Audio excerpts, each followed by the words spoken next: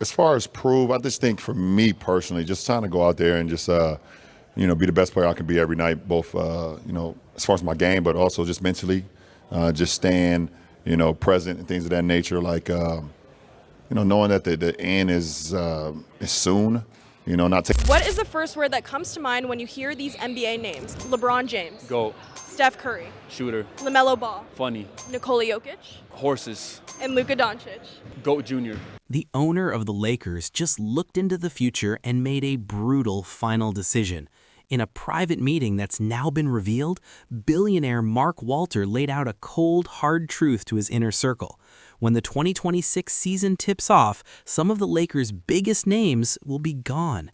We now know which legends are on the chopping block. This isn't a rumor, it's a strategic purge, and the Kings era is just the beginning of the fallout. His hands, I think he's going to make a wonderful pick-and-roll partner for Luka.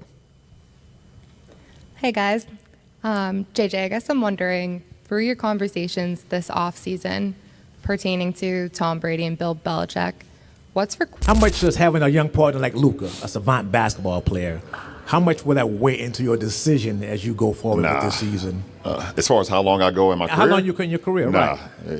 Zero. The motivation. The meeting took place in the stark, modern conference room of Guggenheim Partners' Los Angeles offices. Present were Lakers Governor Jeannie Buss, GM Rob Pelinka, and a small group of Mark Walter's most trusted strategic advisors from his financial empire. The agenda, the 2026 financial and competitive model. Walter, a man who built his fortune on data and decisive asset management, didn't mince words. According to a source with direct knowledge of the discussion, Walter presented a series of projections. The massive financial commitments to veterans LeBron James, Anthony Davis, and a resurgent D'Angelo Russell, when mapped against their age progression curves and the league's new punitive salary cap rules, painted a picture he called a slow-motion financial quagmire with diminishing returns. His directive was not up for debate. It was a final word. We will not be carrying all three of these major contracts into the 2026 season. The math does not work, and sentiment cannot be a line item on our balance sheet. Our focus for 26 is youth, flexibility, and a new competitive cycle. The transition begins now. While he didn't name names in the room, the implication was devastatingly clear. The trio of LeBron. Right now I think we're a very good team. I think we have a chance to compete with anybody in the league. Are we at a championship level? Can we win a championship right now? No, I don't think so.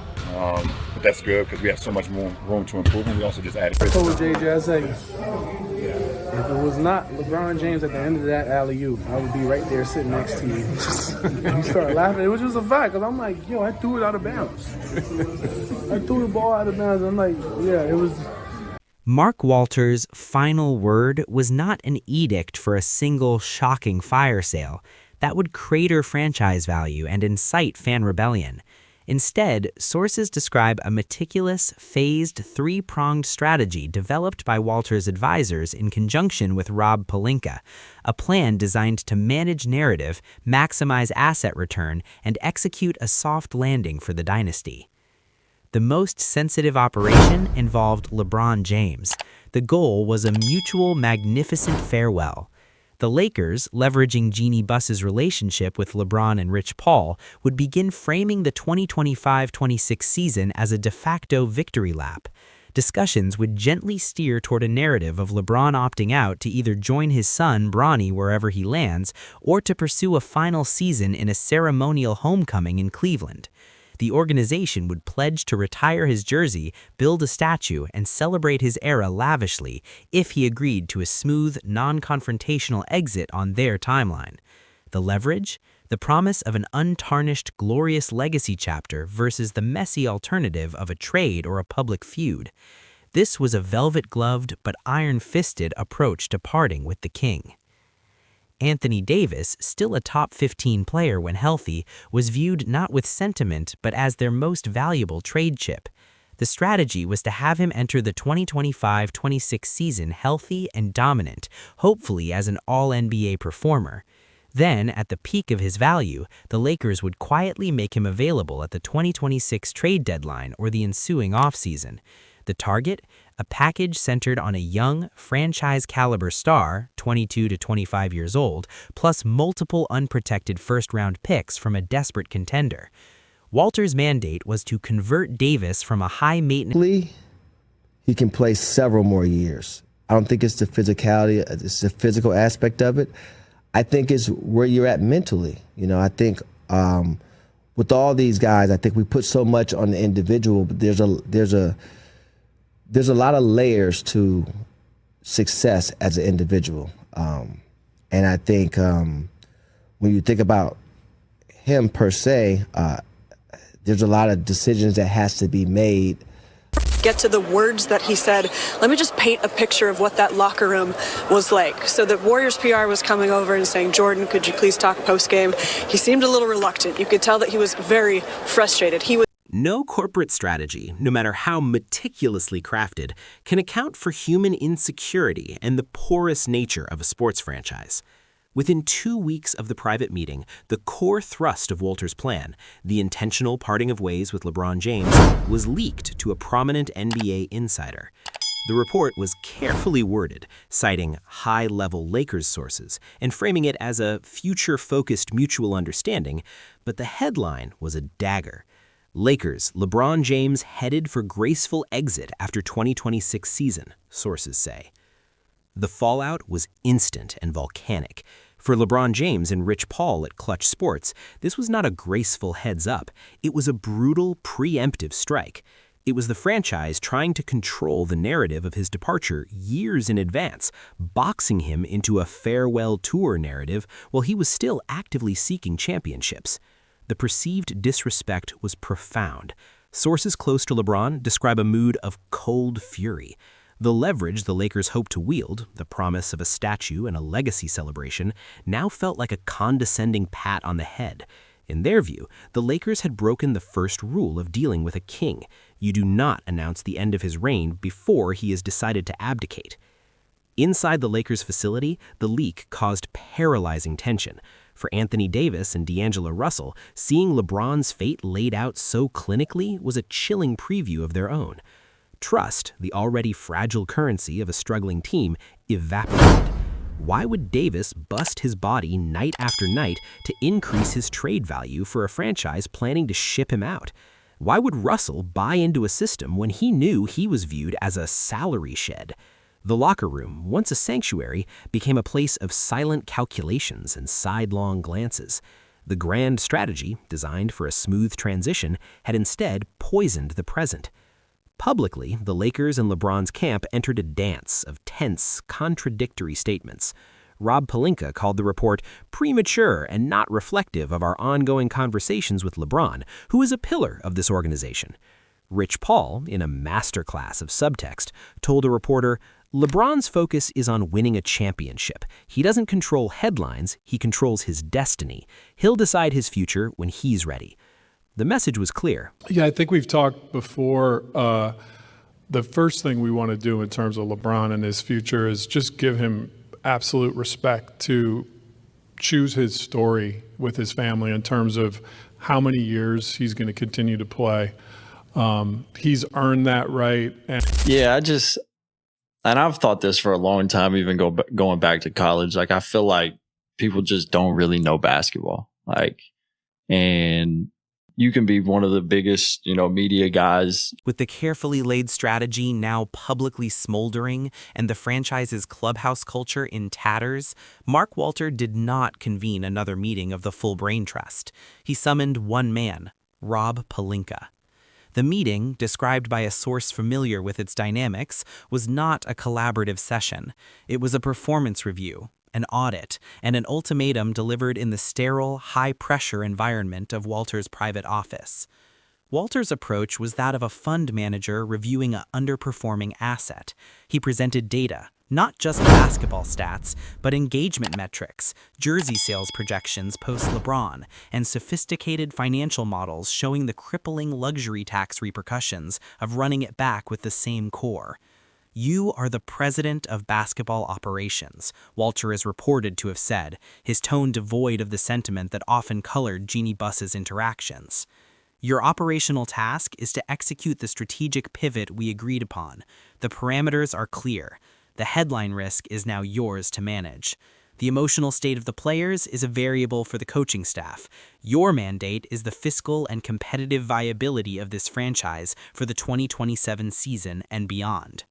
The message was unequivocal. Pelinka was to be the shock absorber between ownership's cold decision and the players' heated reactions. He was to take the public and private fury, to be the face of the difficult conversations with James, Davis, and Russell, and to still somehow extract maximum value in trades, all while keeping the team competitive enough to not fully alienate the fan base. Walter had effectively made Pelinka the sole accountable officer for a mission that was, by its nature, guaranteed to make him the villain to the team's legends and their fans.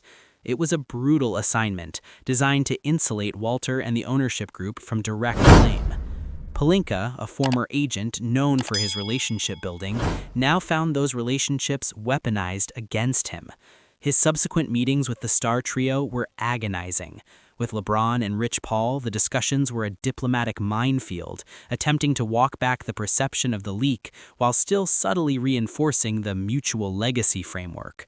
With Anthony Davis, the challenge was maintaining his motivation and health, while Davis now knew unequivocally he was being showcased for a trade. With D'Angelo Russell, it was a straightforward but uncomfortable conversation about professional reality. His strong play was appreciated, but his contract made him the logical first piece to move for flexibility. Pelinka became a ghost in the facility, carrying the weight of the impossible.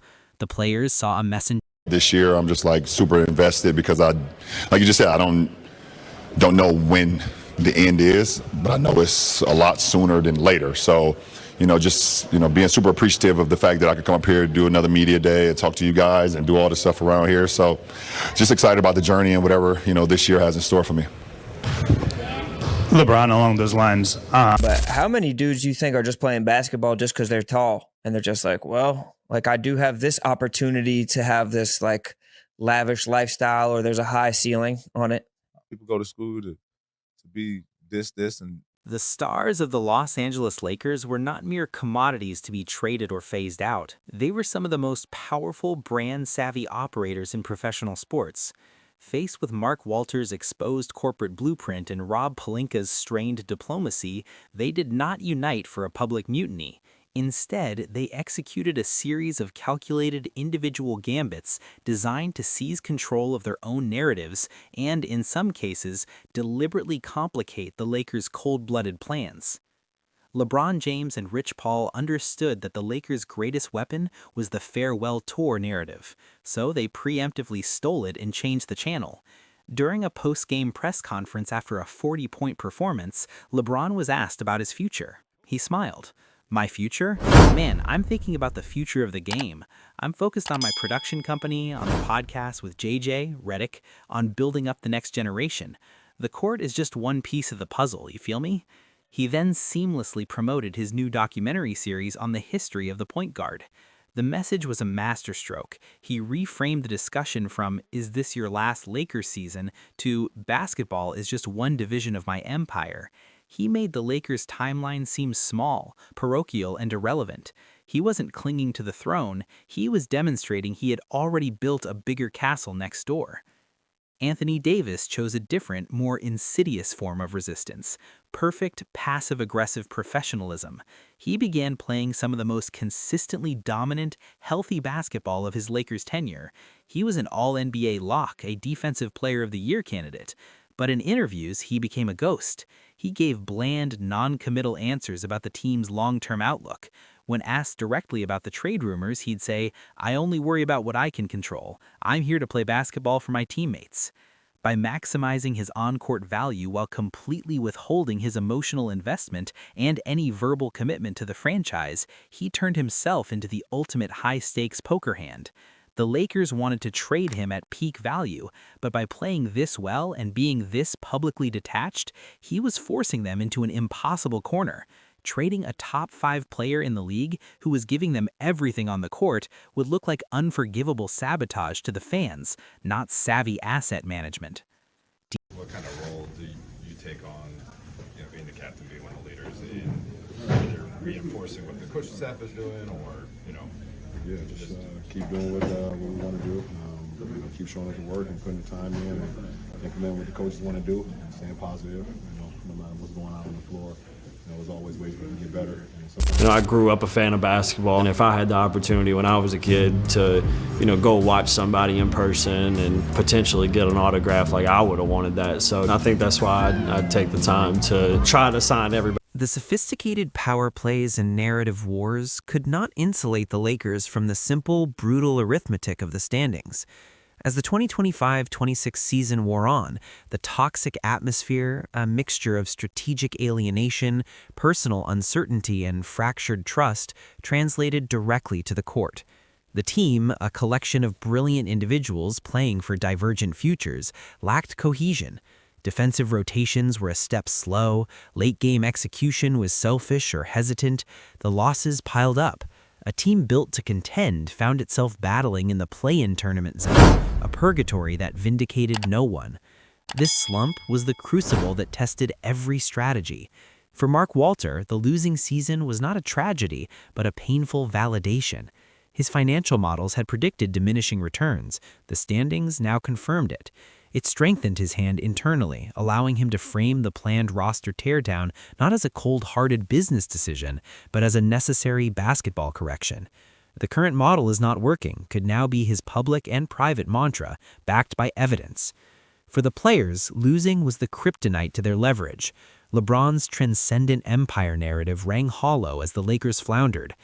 Anthony Davis's stellar individual stats were now seen as empty calories on a losing team, potentially even lowering his trade value as questions about his ability to be a central winner resurfaced. D'Angelo Russell's inconsistent play now looked less like strategic obfuscation and more like the reason he was expendable. The hard reality of losing exposed their gambits as secondary to winning, the ultimate currency in their profession.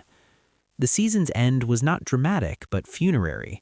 They were unceremoniously eliminated in the first round of the playoffs. In the final post-game press conference, the fissures were laid bare. LeBron spoke in the past tense about his time in Los Angeles, calling it an incredible chapter, and pointedly thanking the fans and Jeannie Buss, but not the front office. True to the script, but stripped of its intended magnificence by a losing season, LeBron James declined his player option. He did not get a farewell tour. He announced his free agency in a social media post that thanked the city but focused overwhelmingly on his next chapter and mission. The Lakers issued a gracious, statue-promising statement. It was a diplomatic divorce, but the messy public custody battle had robbed it of any pure joy. With Davis's value slightly diminished but still significant, Rob Pelinka, operating under Walter's direct mandate, pulled the trigger. Anthony Davis was traded to the Oklahoma City Thunder for a package centered on their young all-star guard, Jalen Williams, and a haul of 3 unprotected first-round picks. It was the cold, futures-focused deal Walter had demanded. Lakers fans mourned. Walter's spreadsheets celebrated. D'Angelo Russell was dealt to the Charlotte Hornets for an expiring contract and a future second-round pick. He was the first domino, just as planned, and his departure barely registered on the seismic scale of the other moves. When the 2026-27 season commenced, the Los Angeles Lakers were unrecognizable. The roster was built around Jalen Williams, Austin Reeves, and a collection of young talent and draft capital. The atmosphere was one of nervous energy and lowered expectations. Mark Walter had successfully purged the expensive past. He had achieved fiscal flexibility and a clean slate. He won the power struggle by sheer force of financial will and strategic patience. But the victory came at a cost no spreadsheet could quantify. The Lakers were no longer a destination of glamour and guaranteed contention. They were a rebuilding project run by a faceless financier. The human element, the loyalty, the legacy, the emotional connection that Jeannie Buss's family had nurtured for decades had been sacrificed at the altar of sustainable ROI. The franchise's soul had been hollowed out, replaced by the quiet hum of a competent asset management fund. Final word. Mark Walter proved that in modern sports, a billionaire's final word on financial viability can overrule even the legacy of a king. He didn't just change the roster, he changed the very identity of the Los Angeles Lakers. The question that will echo for years is not whether his math was right, but whether what he saved was worth what he destroyed.